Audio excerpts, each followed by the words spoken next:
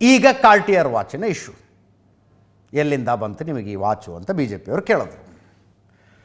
D K Shivakumar ಅವರು ಹೇಳಿದ್ರು 6-7 ವರ್ಷದ ಹಿಂದೆ ಆಸ್ಟ್ರೇಲಿಯಾ ಟೂರ್ಗೆ ಹೋಗಿದ್ದೆ ನಾನು, ವಾಚ್ ಇಷ್ಟ ಆಯಿತು, ನಾನು ಕ್ರೆಡಿಟ್ ಕಾರ್ಡ್ ಸ್ವೈಪ್ ಮಾಡಿ ತಗೊಂಡಿದ್ದೀನಿ, ನನ್ನ ದುಡ್ಡಿನಲ್ಲಿ ತಗೊಂಡಿದ್ದೀನಿ, ನಾನು ಅದನ್ನು ಕ್ರೆಡಿಟ್ ಕಾರ್ಡ್ ಸ್ವೈಪ್ ಮಾಡಿ ತಗೊಂಡಿದ್ದೀನಿ ಅಂತ ಕಾನ್ಫಿಡೆಂಟಾಗಿ ಹೇಳ್ತಾರೆ ಅಂದರೆ ಅದರದ್ದು ಅಕೌಂಟ್ ಸಿಗುತ್ತೆ ಅಂತ ಲೆಕ್ಕ ಸಿಗುತ್ತೆ ಅದಕ್ಕೆ.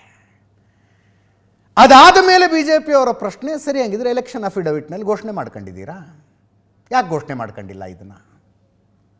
ಅವ್ರು ಘೋಷಣೆ ಮಾಡ್ಕೊಂಡಿದ್ದೀನಿ ಅಂದರು ಡಿ ಕೆ ಶಿವಕುಮಾರ್ ಅವರು.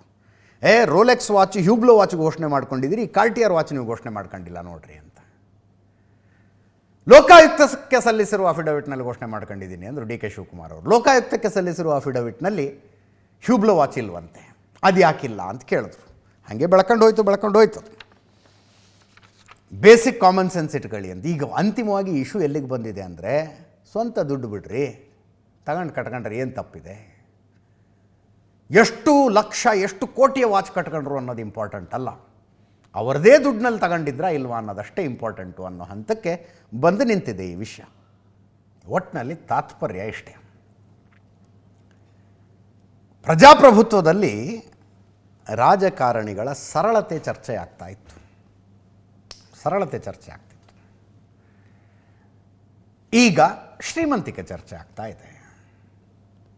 ಇದು ರಾಜ್ಯಕ್ಕೆ ದೇಶಕ್ಕೆ ಬೇಕಾದ ಚರ್ಚೆಯ ಅಂತ ಪ್ರಿಯಾಂಕ ಖರ್ಗೆ ಅವ್ರು ಕೇಳೋದು. ಅವ್ರು ದುಡ್ಡ್ರಿ ಅವ್ರು ಹಾಕ್ಕೊಂಡಿರ್ತಾರೆ, ಅದರಲ್ಲಿ ಏನು ಅಂತ.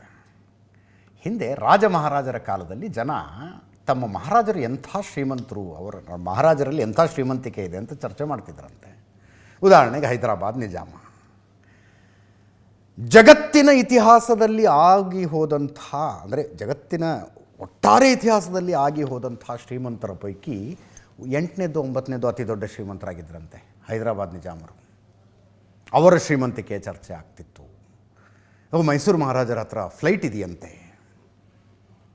ಇನ್ಯಾವುದೋ ಮಧ್ಯಪ್ರದೇಶದ ಮಹಾರಾಜ ಇಂಗ್ಲೆಂಡ್ನಿಂದ ರೋಲ್ಸ್ ರಾಯ್ಸ್ ಕಾರ್ ತರಿಸಿದಂತೆ, ಸರ್ವಿಸಿಗೆ ರೋಲ್ಸ್ ರಾಯ್ಸ್ನವರು ಜನ ಕಳಿಸದೇ ಇದ್ದಾಗ ಆ ರೋಲ್ಸ್ ರಾಯ್ಸ್ ಕಾರ್ಗಳಲ್ಲಿ ಕಸ ಹೊಡೆಸ್ಬಿಟ್ರಂತೆ. ಮಹಾರಾಜರ ಕಾಲದಲ್ಲಿ ಶ್ರೀಮಂತಿಕೆ ಚರ್ಚೆ ಆಗ್ತಿತ್ತು. ಪ್ರಜಾಪ್ರಭುತ್ವ ಬಂದ ನಂತರ ಸರಳತೆ ಚರ್ಚೆ ಆಗ್ತಿತ್ತು. ಒಬ್ಬ ಎಂ ಪಿ ರೀ, ಬಸ್ಸಲ್ಲಿ ಓಡಾಡ್ತಾರವರು,